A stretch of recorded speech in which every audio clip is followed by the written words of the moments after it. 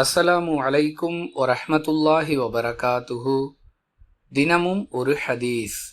நம்பிக்கை கொண்டு தமது நம்பிக்கையில் அநீதியை கலந்து விடாமல் இருப்பவர்களுக்கே அச்சமற்ற வாழ்வு உண்டு, மேலும் அவர்களே நேர்வழி பெற்றவர்கள் என்ற திருக்குரானுடைய 6வது அத்தியாயத்தின் 82வது வசனம் அருளப்பெற்ற பொழுது, யா ரசூலல்லாஹ், தங்கள் இறை நம்பிக்கையில் அநீதியை கலப்பவர்கள் யார் என்று நாங்கள் கேட்டோம்.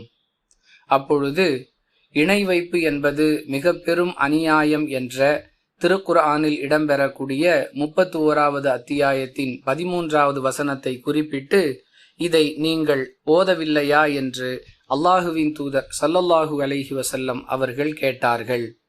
அறிவிப்பவர் அப்துல்லாஹ் இப்னு மஸ்ஊத் ரலியல்லாஹு அன்ஹு. நூல் புகாரி, ஹதீஸ் எண் 3360.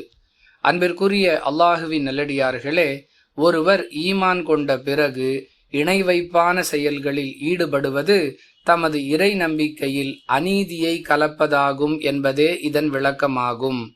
எனவே ஒருவர் ஈமான் கொண்ட பிறகு இணை வைப்பான காரியங்களை விட்டும் முற்றிலுமாக விலகி இருக்க வேண்டும் என்ற பாடத்தை இந்த ஹதீஸ் நமக்கு விளக்குகின்றது.